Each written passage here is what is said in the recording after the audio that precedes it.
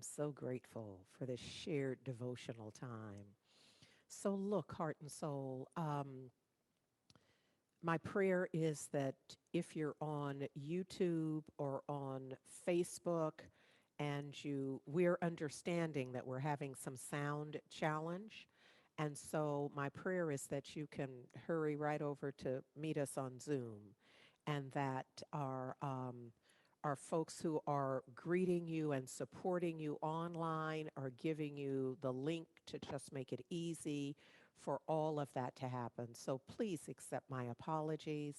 Um, it's an interesting thing because if you're there on YouTube and experiencing on Facebook, and in fact, sound isn't working, you don't hear this till later. But ideally, what I know is that there is a divine presence for sure that is surrounding and enfolding us. And so just in the energetic presence, there's a way that you're going to be made aware. There's a way that you will realize that you're being held. I'm going to invite you to trust the process. This is the summer of trust. Can I just say that? And some of us are a little slow on the uptake, and so we're having our experience, and but we're gonna let go, and we're gonna trust ever more fully and get with the program. But my prayer is that those of you that can and are willing will be with us on Zoom, and the rest will catch it later in the replay. And when we post it in a way, I just know it's all going to work out. That's what I'm declaring. Even if it's not until the recap comes out, what I know is that none of us is ever just left without a resource, period. So that's the level at which I am trusting. So this is further evidence, if anybody was looking for any, that we are in faith, are here doing virtual service without sufficient sound in those places where it would be required. And we are doing our best to prepare ourselves for opening the center when it feels safe. So let me just say this about that. We had thought that today would be, or certainly by next week, and it just does not make that doesn't make any sense. There's a huge question mark in the universe. At the moment they require, mask indoors, and there are those countries and organizations that are requiring only vaccinated persons can be and do and have. And we're not there, but that has got to be a clue. Somebody has got to be paying attention in a way and knowing kind of the natural order of things. So this is not the time that we are going to expand and include more people in person when everything is saying that's not in our best interest. That's not in the best interest for health and well-being, and so we're not going to do it. So at the very earliest, we'll be looking at September, and if not September, then we're going to look at October. And if it's not October, we are hoping that we will have an anniversary celebration, but if not, we'll be looking at the holidays. And if not the holidays, we're gonna be looking at the next year, and we just gonna be all ready for 2022. I'm hoping you're understanding that we's going with the flow. And so we're going to trust the process and know that all is unfolding in perfect order, and we cannot mess this up. Now, that doesn't mean that we're not going to be disappointed, but disappointment is not a spiritual principle.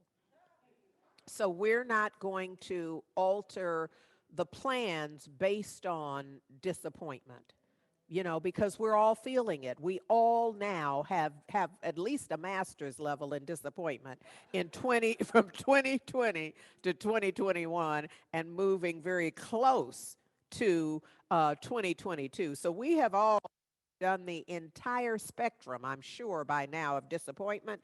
And if you haven't, then buckle your seatbelt, because my sense is that we are required to move through this on our adventure in faith into the year 2022. So that's just my view. But for today, I'm still working with the blind.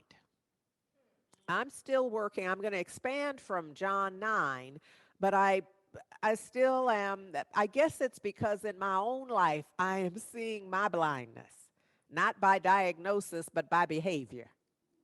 And so, I'm guided by that. And I'm also, even right now, I'm simultaneously praying that that don't mean I have to share it publicly on mic. I can just acknowledge that that's what's going on in my life in a big way. I am seeing the blind man in me, that energetic, that resistance, that unwillingness to see. So look, let's get started with this then, because the very first thing I want to bring you is Ernest Holmes from his seminal work, The Science of Mind. And he says it's not so much what you say, but the mental attitude you have when you say it that counts. So, we pay attention to the language and the words, but what's most important is the energy. And it's the level of, see, because the energetic of what you're saying has everything to do with the degree to which you believe it. Does that make sense? Y'all following this? Okay. He says that believe and you'll be made whole. The key to this is your thought, is the degree to which you believe, and what we're called to believe always in all circumstances. And in fact, this could be our shortcut prayer. Perfect God, perfect man, meaning humanity, perfect being. And for the one who's willing to know that and feel it with every fiber of their being, that one is unlocking the divine outcome desired.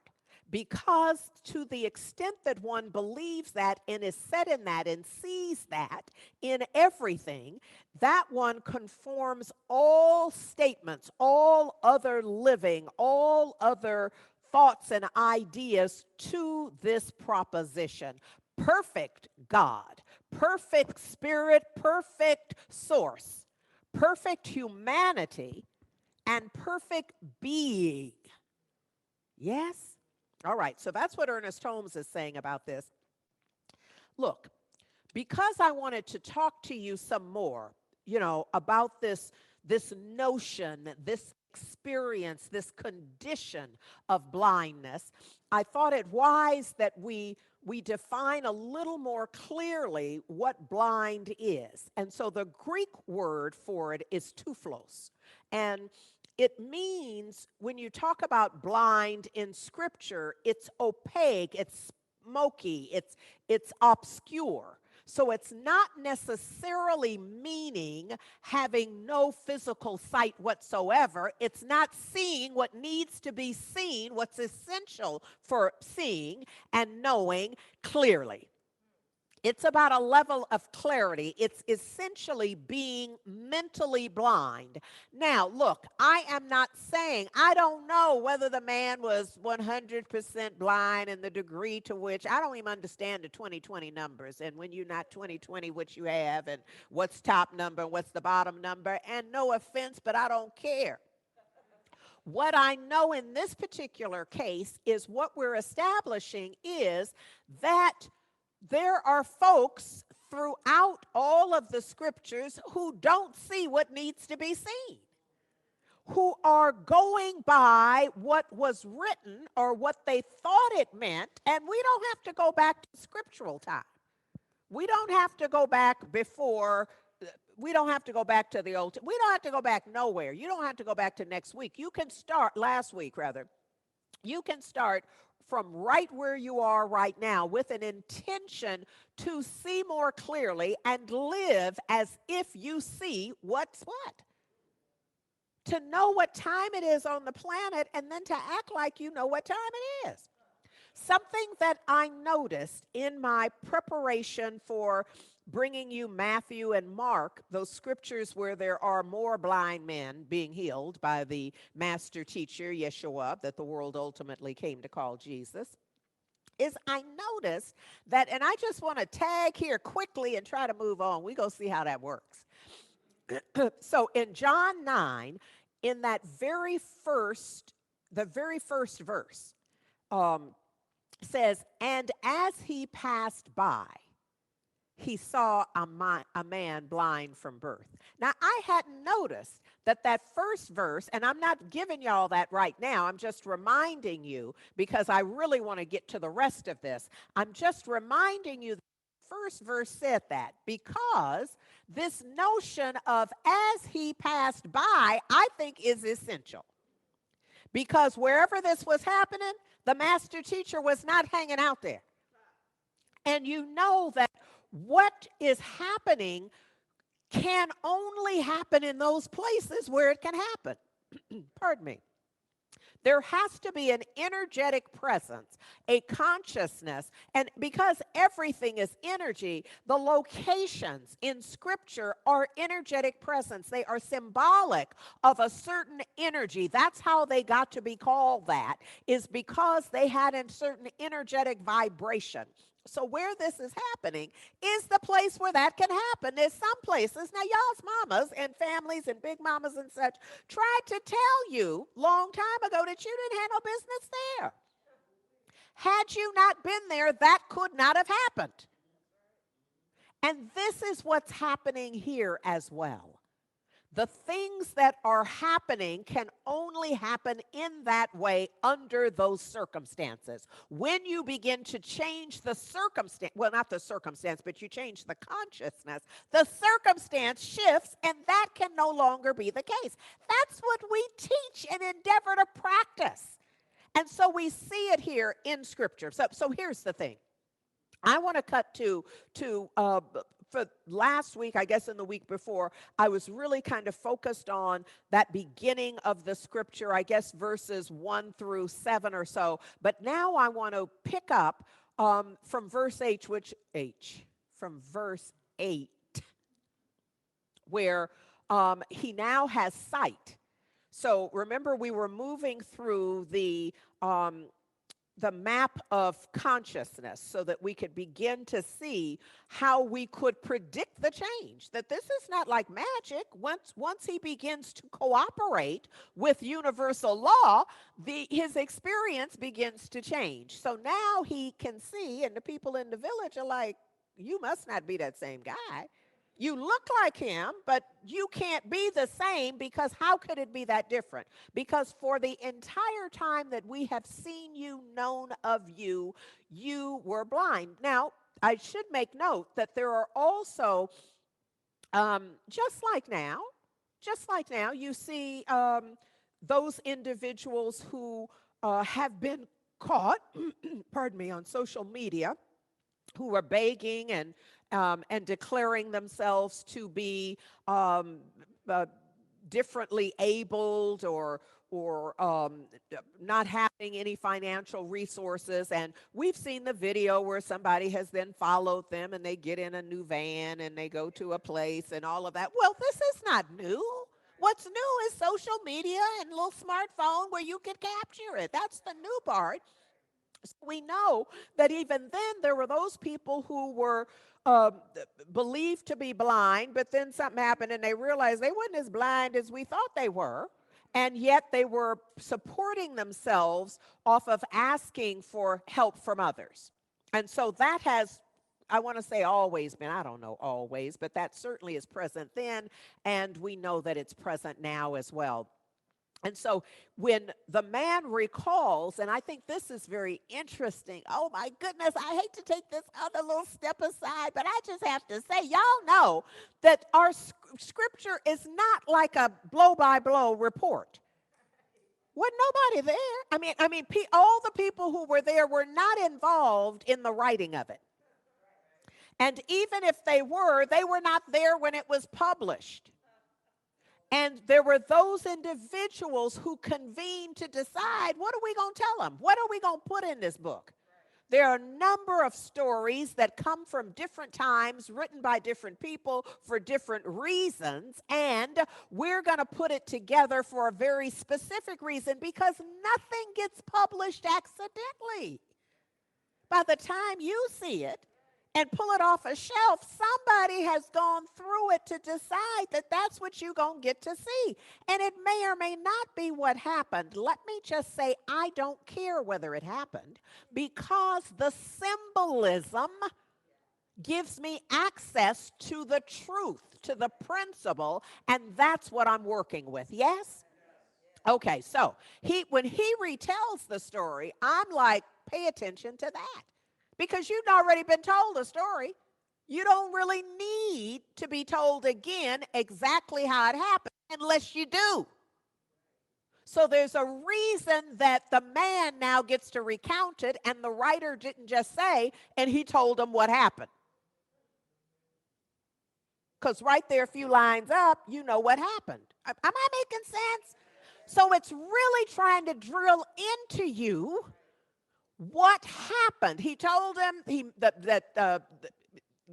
the master teacher made clay, and he anointed it on the eyes, and then he told me to go wash, and he said where to wash, and so I went away and I washed and I received sight. It is recounting it so you know his transformation and his awareness that he was transformed, because everybody doesn't know. Do you understand what I'm saying? You go through the process, but you doubt that the change has happened, so we need his word on record that the transfer, here's how it happened. They say, how did it happen? Well, he didn't say, oh no. You know, I was blind. I couldn't see what he did.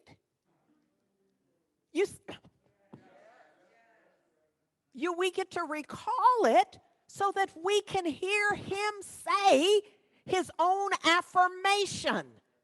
His affirmation and confirmation of the change and the power in the outcome, the power of whatever steps were taken, that they worked.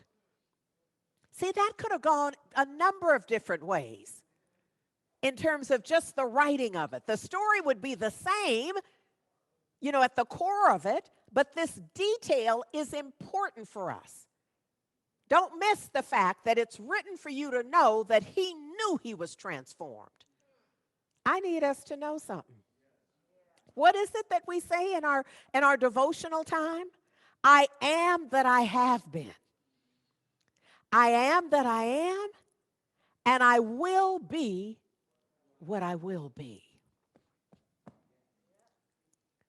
It's that same idea of a self-awareness of how life gets to be the way it is, especially when we have a vision and intention for ourselves.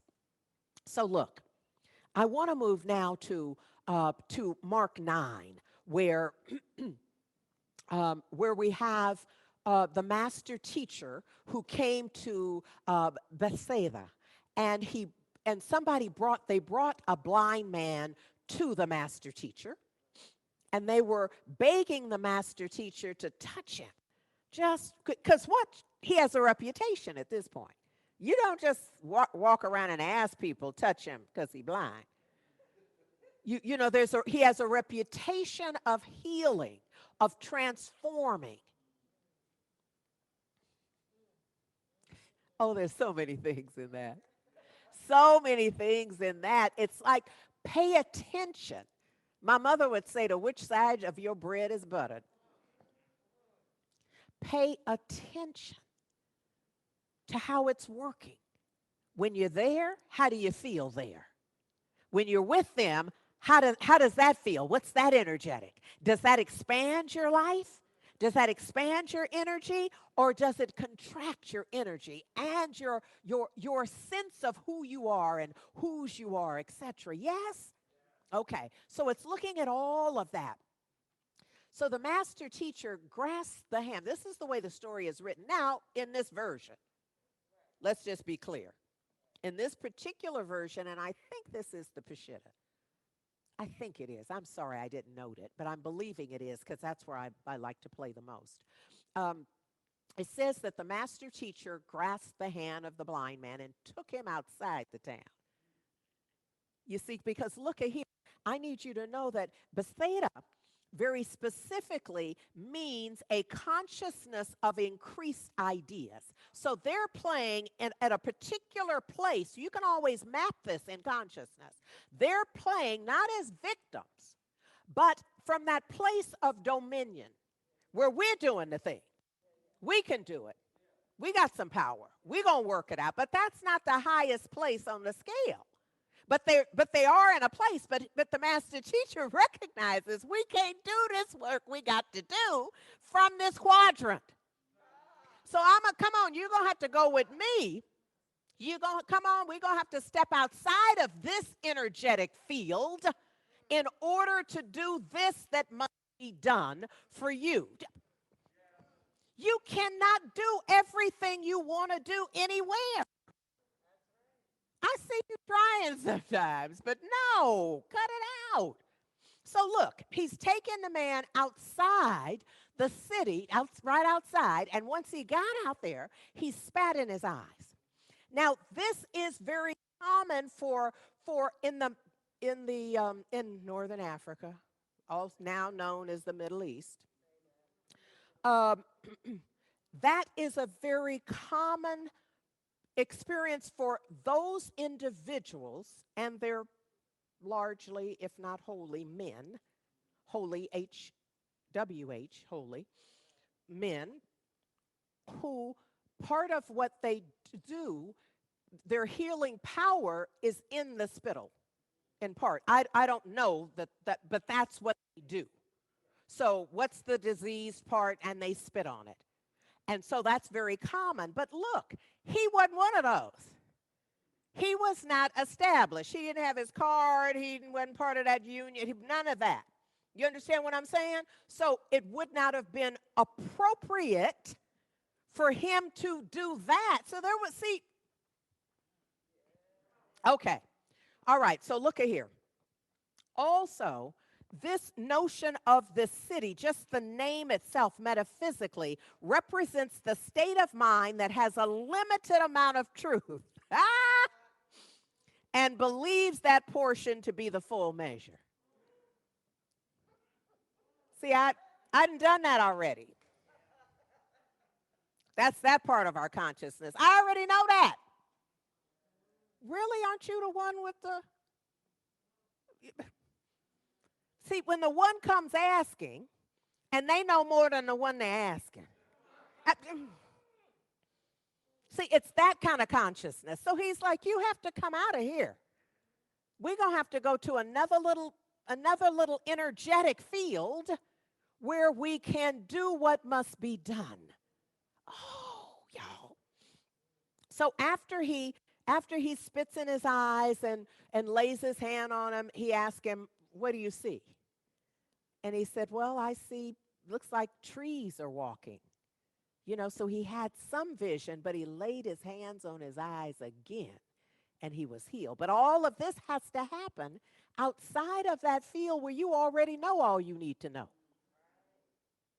Because there's something that cannot happen in that energetic. Because it's outside the field of your possibility thinking. Oh, y'all, come on. This spiritual blindness that we have is, it's a pandemic. It's a pandemic. It's a pandemic. And Rocco Errico offers that many of the religious authorities were spiritually blind. That their error was great because they could see and they could read and they studied, but they still didn't know. They were still in a consciousness of that ain't possible. Oh, we see it today. We know what it is. So look, I've come today to say we're going to have to trust love. And I say love very specifically because there's no risk in trusting love. See, I have a list in my own mind about what you ought to be trusting. But some of it you take issue with, umbrage with. So I'm going to just say trust love. Trust love. And that's the song I want you to hear now.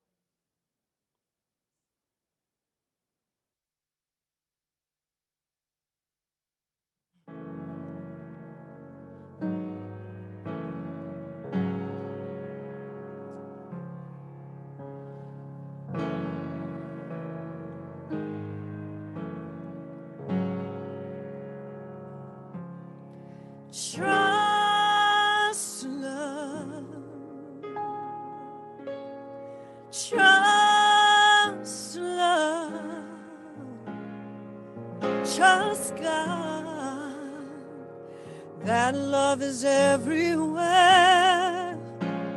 that we are here to be the perfect givers of love and receivers of love, and love will have the final word.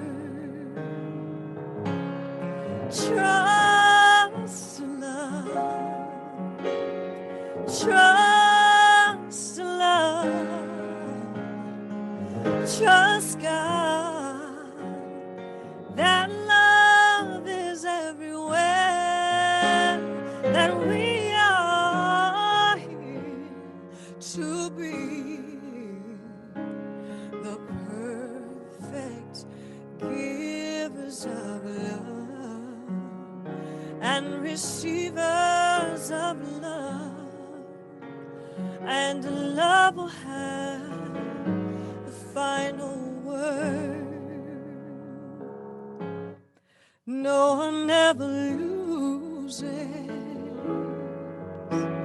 when one trusts love, for love is something that will not ever fail.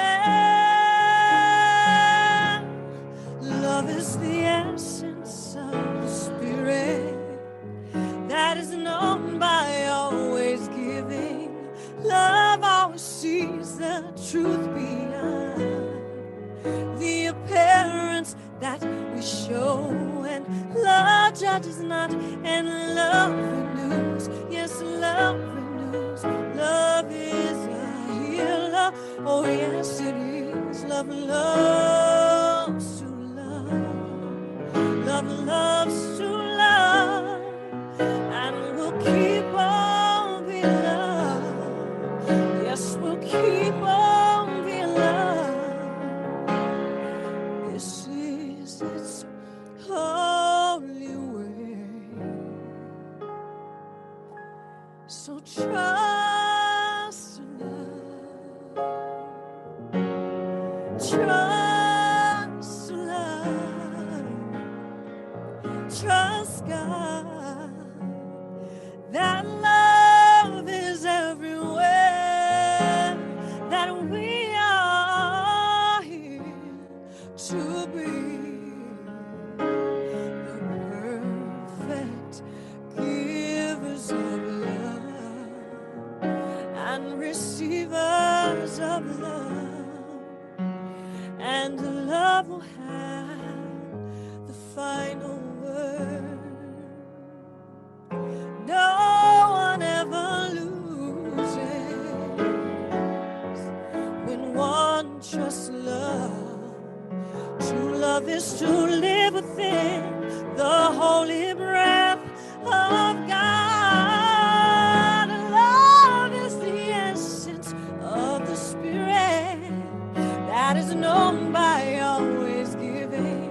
Love always sees the truth beyond the appearance that we show, and love judges not, and love renews. Yes, love renews. Love is a healer. Oh yes, it is. Love loves to love. Love loves to love, and we'll keep on being loved. Yes, we'll keep on being loved. This is His holy way. So trust love,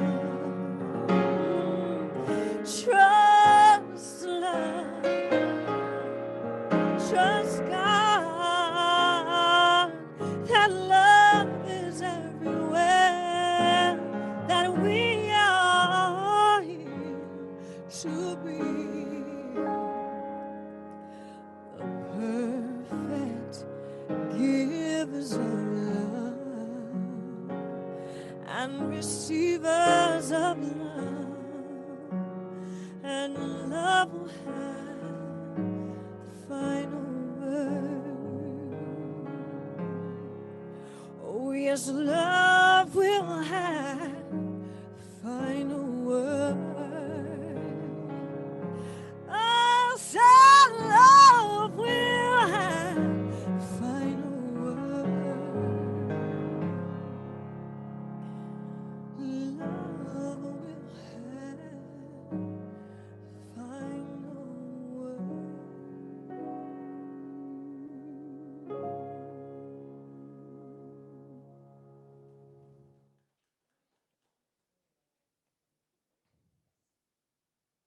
What a blessing. Thank you, Takiyah. Love will have the final word. But if you're following along, the ones who get to experience that are the ones who trust in it. See, you could be sitting next to, in the room with, have gone to school with, have grown up with, be married to, all of the connection possibilities with someone who does not trust love. And you trust love, y'all gonna have a different experience of life. Even as you walk what appears to be the same path, on the same journey, juntos, just together. The idea would be that because of your consciousness, because of their consciousness, you're having different experiences. You are bringing something different, and you are extracting something different. That is to say, you're understanding and experiencing something different. I hope this is making sense. Because this, oh, come on now, look here. The Dr. Joseph Murphy, who wrote The Power of Your Subconscious Mind, writes this. He says that a classic instance of Bible technique is recorded in Matthew 9:28 through 30ish. And this is what it says. And when he was come into the house, this is the master teacher, Yeshua. And when he was come into the house, now remember what we just went through. This is an important note. And when he was come into the house, that means house is always consciousness. So when he was in a certain consciousness, not the whole time, but when he was in this specific consciousness, in this house, in this quadrant, y'all understanding how this thing works? Look at here. That's when the blind men came. And this is multiple. That's when the blind men came. And what the master teacher asked is, believe ye that I am able to do this? Now, because can you imagine that the answer might have been, well, not really, but Valerie said you probably could. Makeda, I think, didn't you do something with Makeda once? You see what I'm saying? But instead their response was definitive. Yeah. Yes, Lord. Absolutely. I believe that you can absolutely do this. Do you believe that I'm able to do this? Because what? It's going to be done unto you as you are believing. So if you're not believing this is a waste of everybody's time. But if you are believing it, then something else can happen. Dr. Joseph Murphy goes on to say, in the words, according to your faith be it unto you, you can see that he was actually appealing to their cooperation. in this together. You see, so we move from that quadrant that we just talked about where we got this, I got this, I already know, I'm already doing it, to working together. So it's through you see. So it's through you. If you believe, something can happen through you, and that's where we are in this experience. He says the cooperation of the subconscious mind of the blind men themselves. Look,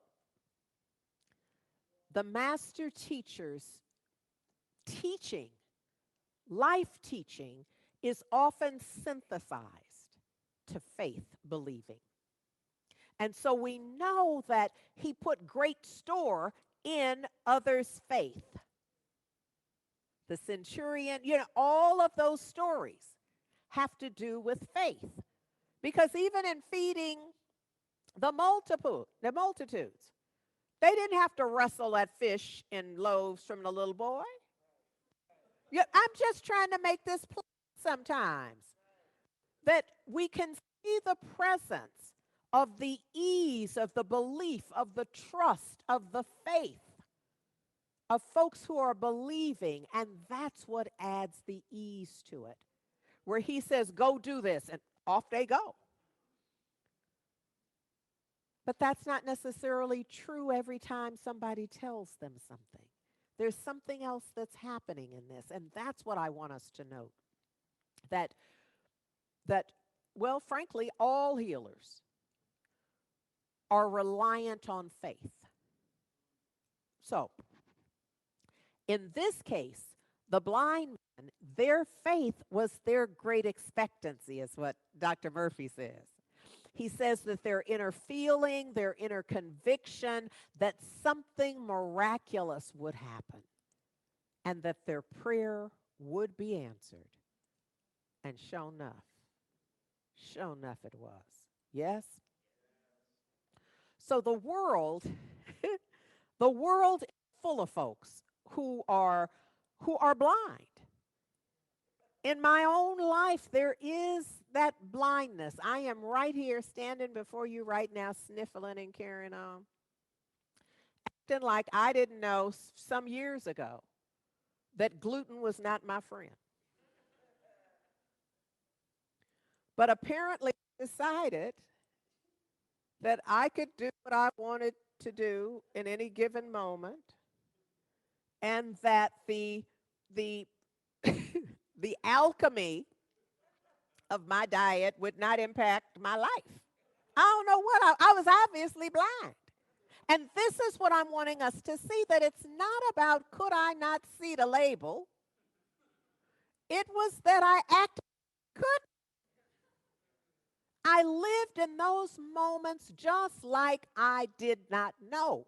But I must live the consequences from what I do know. Do you see the challenge here with being blind and sighted? So the idea is that the world is full of people who at any given time are in a blind, beggarly state. Well, we're just pitiful because you should have seen me a couple of days ago. And then, like, that wasn't good enough for me because I got better. And I was like, ooh, that was close. And then I had a hush puppy. Well, more.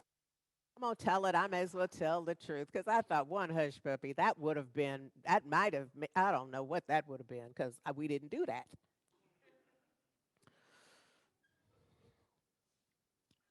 The idea is when we're in this state, we're in that victim for somebody to help us. Wait for something to happen, even though we are doing what is going to put us here. And then we just like, let's go, how's it go? Well, I got a whole little set of baggy things over there that I'm working through so I can speak. Knowing this is what I do every week, I'm acting a fool during the week like I can do that and this.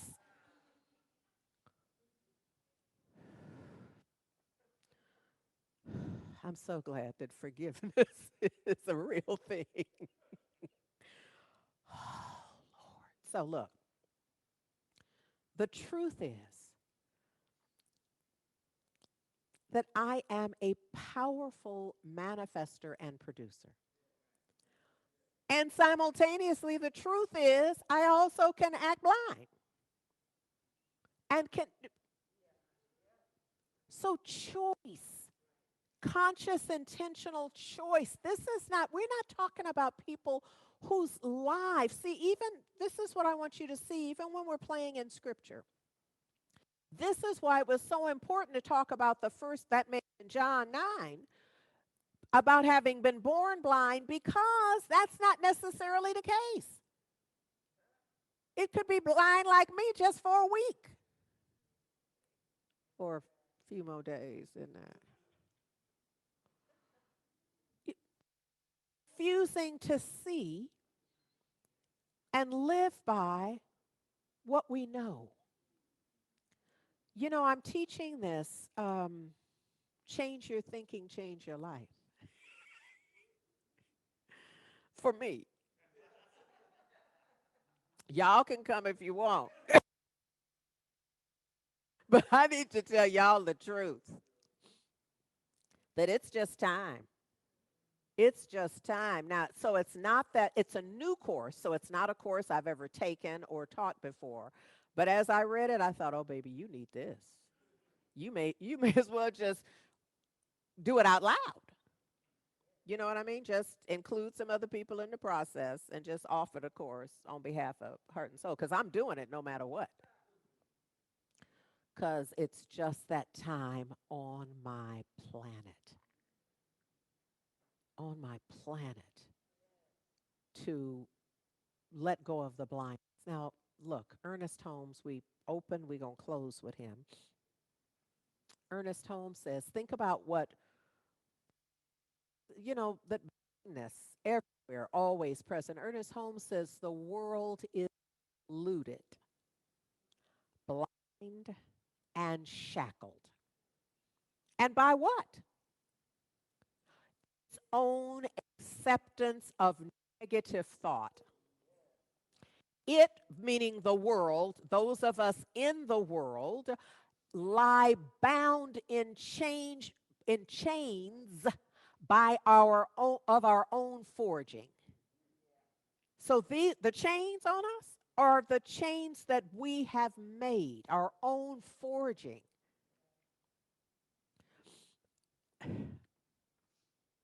Mind, which is our greatest gift, has been made our jailer. And then we whimper in misery, he says, entirely of our own creation. And then he in bold, bondage exists nowhere in the universe except in the mind of humanity.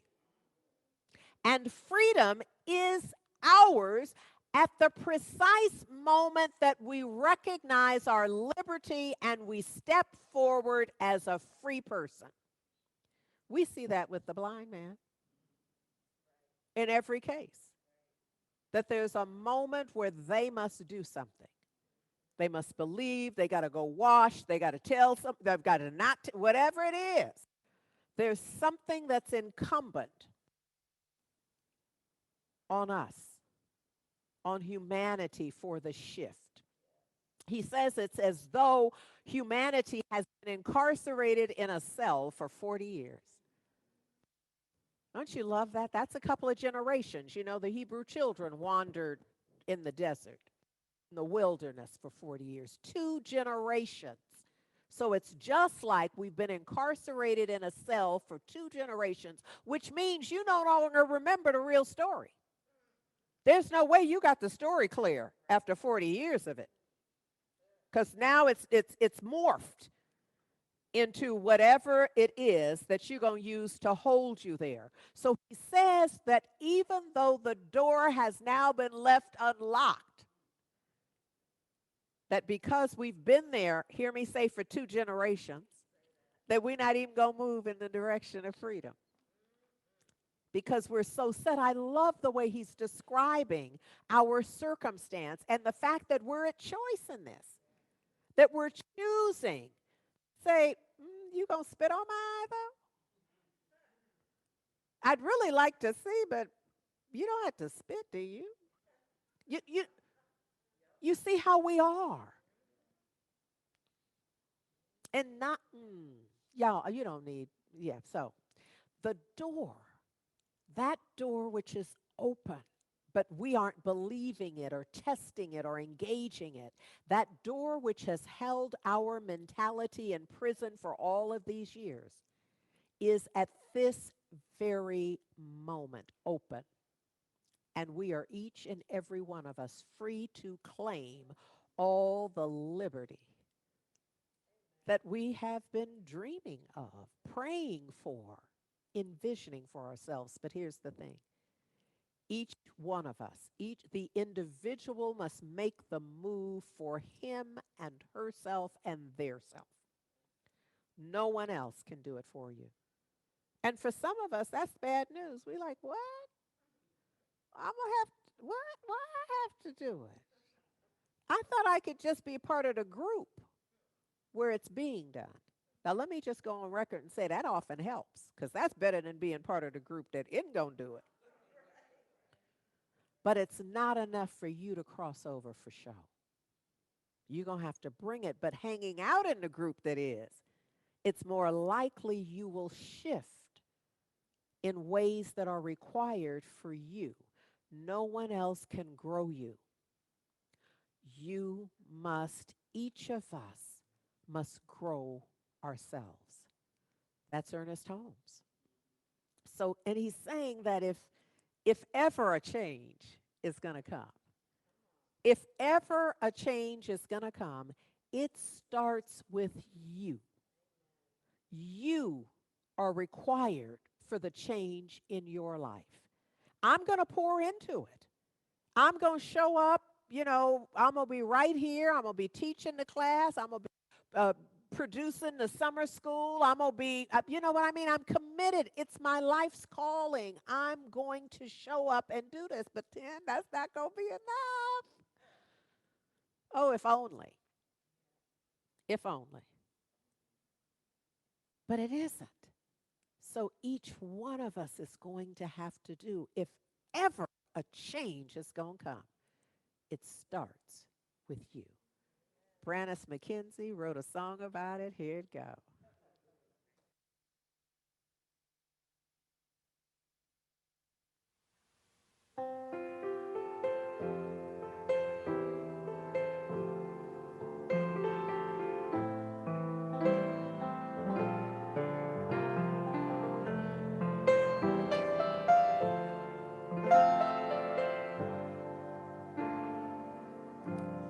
If ever a change is gonna come, it starts with me.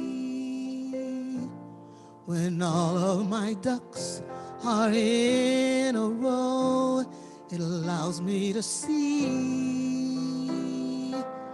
I know whatever I need is there, just waiting for me to step in and start right now, creating whatever I see. It's time for transformation, to heal my private nation. Whatever I can be, all I need to do is see. It's time for transformation.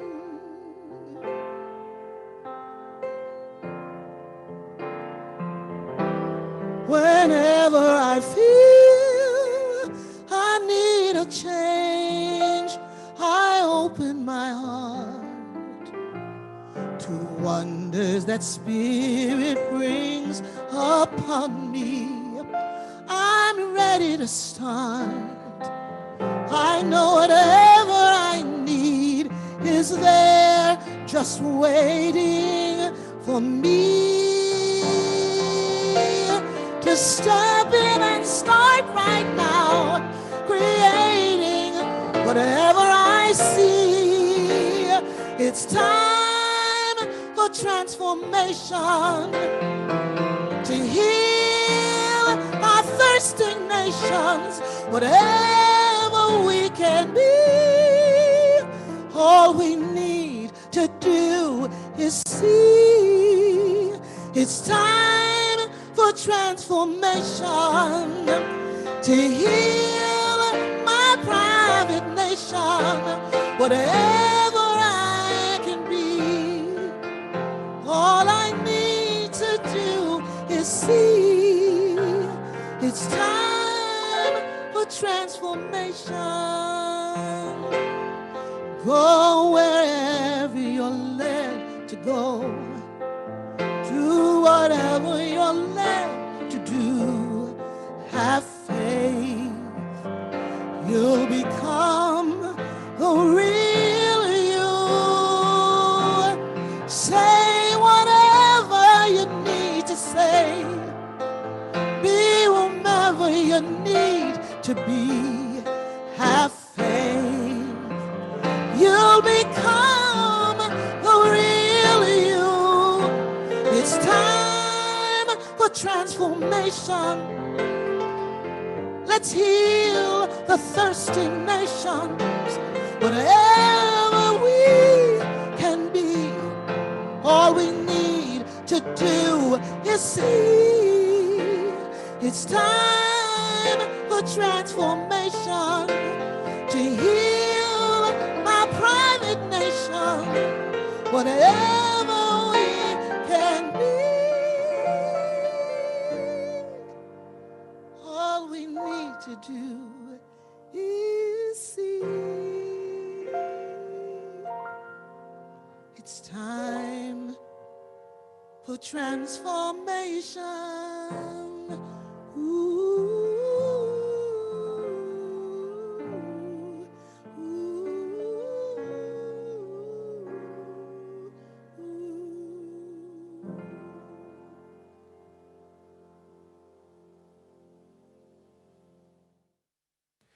Thank you so much to our beloved Branice McKenzie and Tammy L. Hall. Indeed, it is time for transformation, and we are so grateful for the way in which you support Heart and Soul Center of Light in our mission to contribute to the transformation of the entire world, creating a world that works for everyone. This is our time for gracious giving to make that mission possible. And so we ask that you give generously, and you can give in many ways at Heart and Soul Center of Light. You can send a check to 5627 Telegraph Avenue, number 405, Oakland, California, 94609. You can also give online at our website, heartsoulcenter.org/give. And while you're on our website, you might want to set up recurrent giving so that your gift can give automatically in the interval and in the amount that you deem fit and necessary. Last but not least, my favorite way of giving is to use my smartphone, in which I just text the word give to 510-500-5849. Whatever method you use to give, it's also important that we maintain the proper consciousness in our giving, blessing our good, thereby establishing the good that our gift is expected to do in the world. So wherever you are in the world right now, just take your gift in hand and place it right over your heart, and let us say our blessing together. I bless this gift as healing energy and send it into the divine flow of all good. Infinite prosperity circulates through me, through my church, and throughout the world, because I know God as source, and so it is.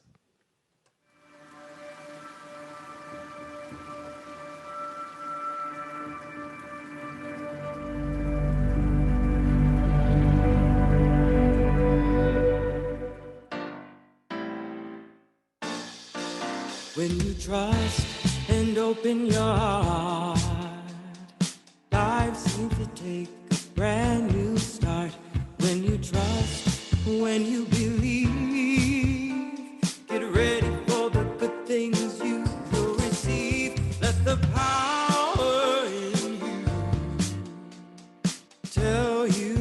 what to do when you're lost and going astray. Step to the side, get out of your way, and just trust that spirit will lead you. A loving hand will pull you through when you trust and just let go. The majestic glories of God will unfold. Let the power in you tell you just what to do when you're lost and going astray. Step to the side, get out of your way, and trust. Early in the morning when you open your eyes, oh, trust. Just as sure as the sun does rise. Take it easy, take it slow. Listen calmly and you will know there's a power in you that always, always knows what to do when you're lost and going astray. Step to the side, get out of your way, and trust.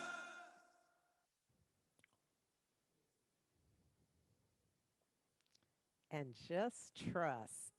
Y'all know that this is really what today has been about, what this summer is about, life requires of us.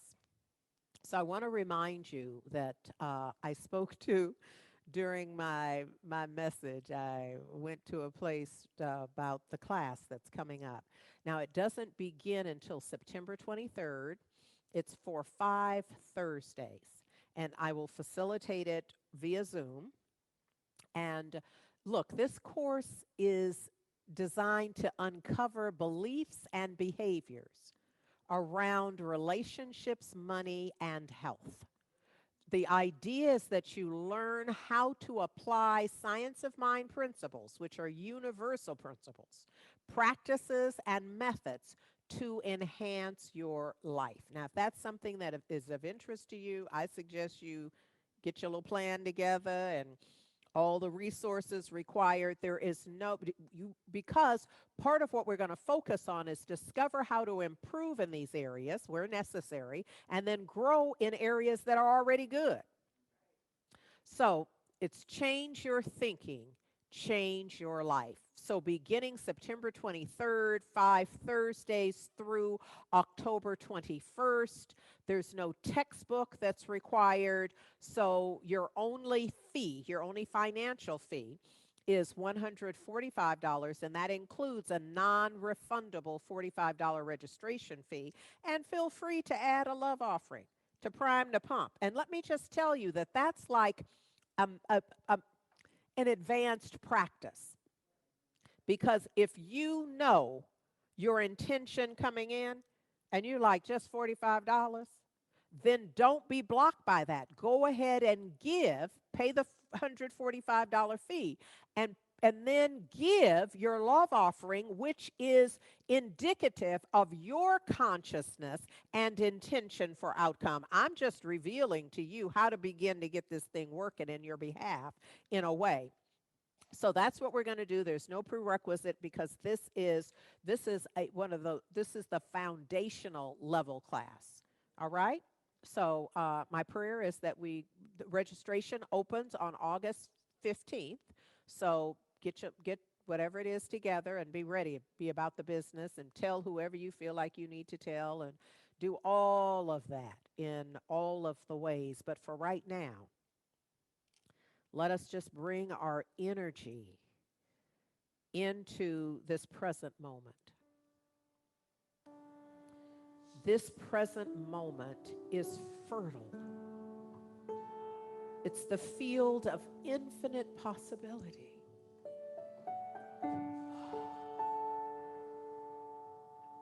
And so right now, on behalf of everyone within the sound of my voice, and everyone who is invested and willing, who believes that a shift is imminent in their life, I speak this word in our behalf. knowing that I know that there is one life, that it is the life of the divine, the living one, the strong one, the mighty I am presence. And that this life, this divine and perfect, whole, perfect, and complete life is surrounding and enfolding and imbuing absolutely every life. All humans, all sentient beings. It is the life of life. And what I know right now is that this life is breathing me right now. That I am literally breathing the breath of the living one. And the living one is breathing me. That this is true for all of us. That none of us have manufactured or created our breath in any way. We don't even know when we are breathing most of the time. This is because the living one, the strong one, is breathing us, and we are breathing the breath of the mighty I am presence.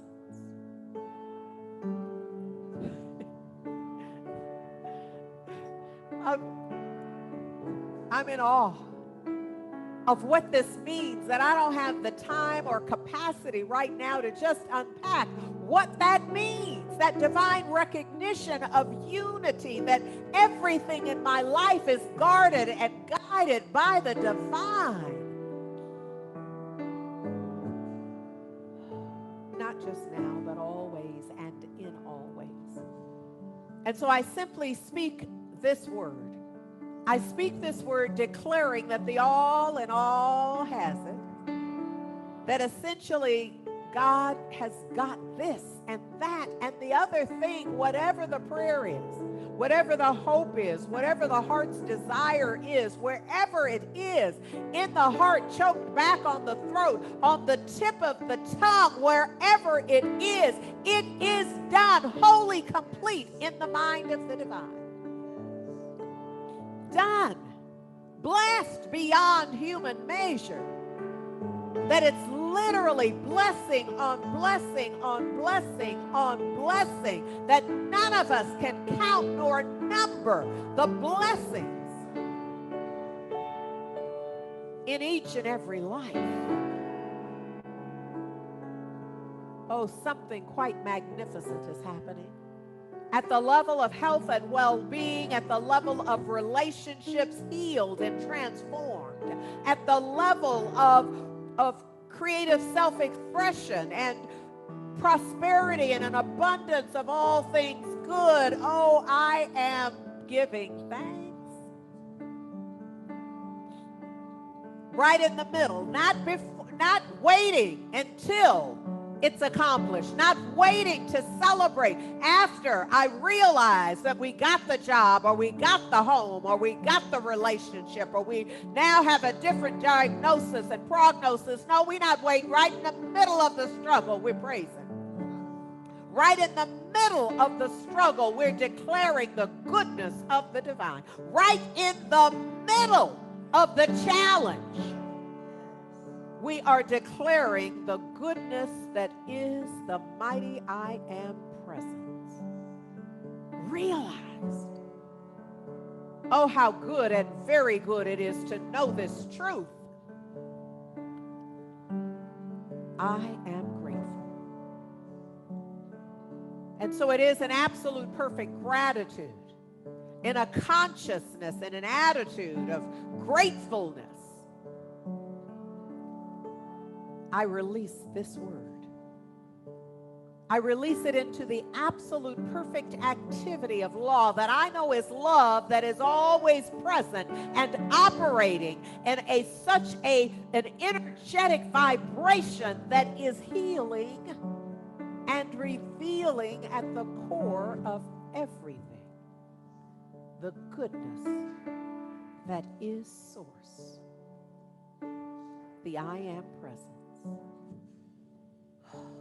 I just let it be. I let it be. I let it be.